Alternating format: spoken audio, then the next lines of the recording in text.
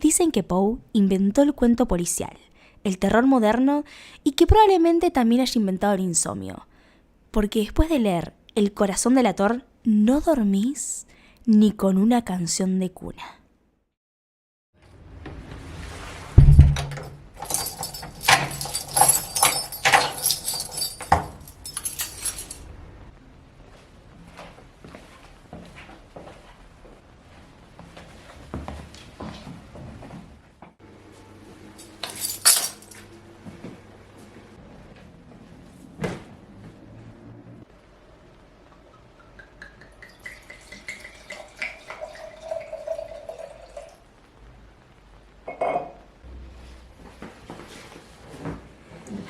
Ahora sí, contame, ¿qué te pareció la obra?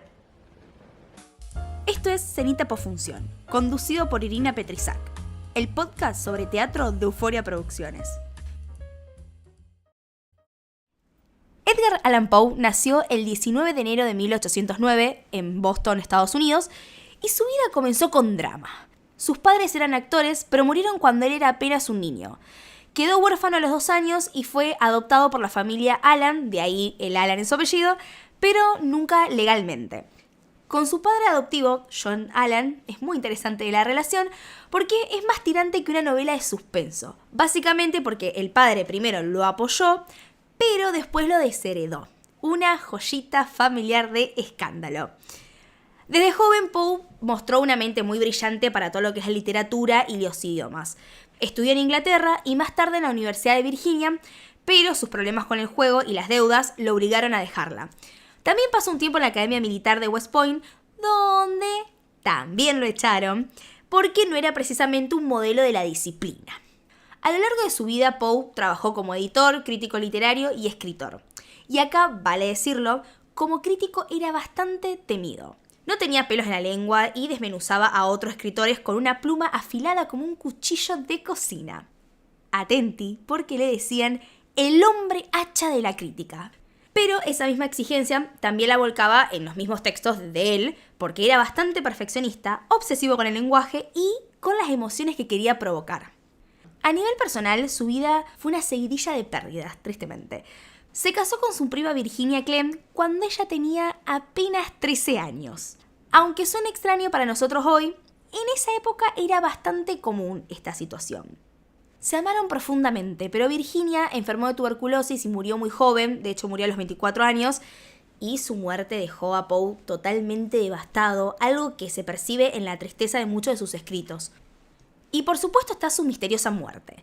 En 1849 fue encontrado en las calles de Baltimore delirando, vestido con ropas que no eran suyas y repitiendo el nombre Reynolds. Nadie sabe qué pasó exactamente. Hay algunas teorías que hablan de alcoholismo, otras de envenenamiento, robo o incluso manipulación política. Murió pocos días después, a los 40 años, sin dinero, sin reconocimiento pleno y con más enigmas que certezas.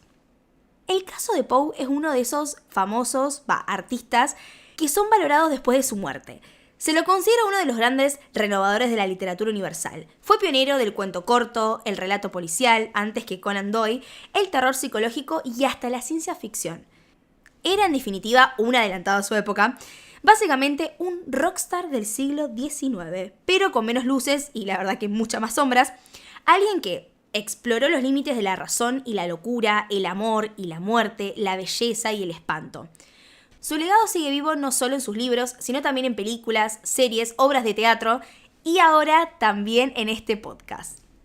Y ahora el plato fuerte de toda esta cena, alguna de sus obras más reconocidas. El Cuervo, un poema narrativo oscuro y repetitivo, como tus pensamientos y los míos a las 3 de la mañana. La historia trata de un hombre que lamenta la pérdida de su amada Leonor, mientras un cuervo lo visita repitiendo solo una palabra, Nevermore. Ideal para los que disfrutan la poesía con un toque de depresión gótica. Después otro de los más conocidos es El corazón delator, que ya se los he nombrado al principio, que es un relato corto donde el protagonista asesina a un anciano por el sonido de su ojo. Sí, su ojo.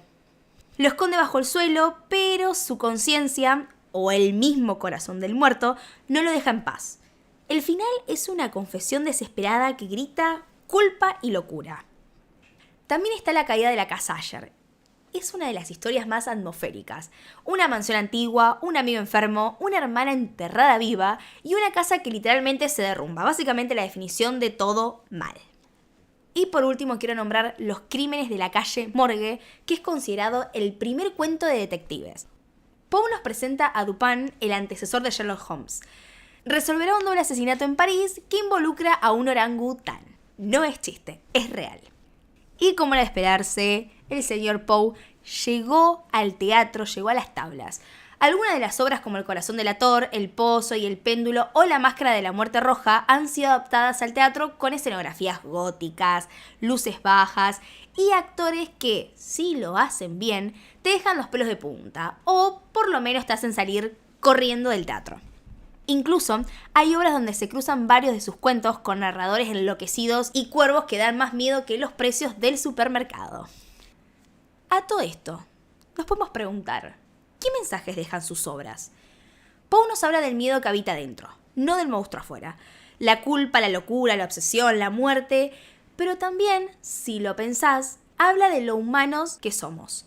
Eso sí, si tenés una mala noche, por favor no agarres un cuento de Poe, porque te vas a sentir peor que el protagonista. Ahora sí viene, como ustedes saben, la parte favorita de todo este episodio, que son los datos curiosos o, como a mí me gusta decirle, los postres. Primero los dos ya conocidos, que Poe se casó con su prima a los 13 años, insisto, muy raro, pero bueno, otra época, pero va a seguir siendo raro igual. Y después que murió en condiciones tan misteriosas que ni el mejor detective de sus propios cuentos lograría resolverlo. Otros nuevos es que era muy fan del misterio, pero también de los acertijos. De hecho, publicó relatos en diarios desafiando a la gente a descifrarlos. Muy genial. Y por último es que fue un maestro del cuento corto, cuando ni existía el TikTok para contarlo en 15 segundos. Nos amábamos con un amor que era más que amor. Y sí, Poe también tenía su lado tierno. Tierno, trágico y un poquito dramático como todas las grandes historias. Esto fue todo por este episodio.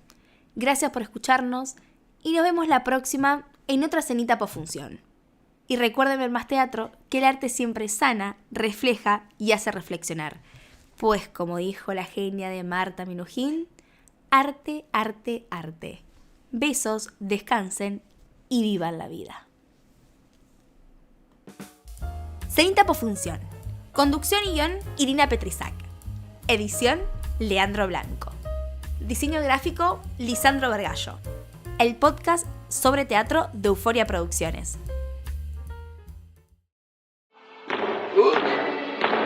¡Ah! Ciertamente algo sucede en mi ventana. Veré pues lo que sucede penetrando así en el misterio. De un golpe abrí el portillo y con su batir de alas entró un majestuoso cuervo de los santos días idos, sin asomos de reverencia, ni un instante quedo, y con aires de gran señor o de gran dama fue a posarse en el busto de Palas sobre el dintel de mi puerta. Posado inmóvil y nada más. ¿Aún con tu cresta cercenada y mocha? Le dije. ¿No serás un cobarde, hórrido cuervo vetusto y amenazador, evadido de la ribera nocturna? Dime cuál es tu nombre en la ribera de la noche plutónica. Y el cuervo dijo. Vete al diablo. Bart, basta. Dijo nunca más. Y eso es todo lo que decía. Está bien.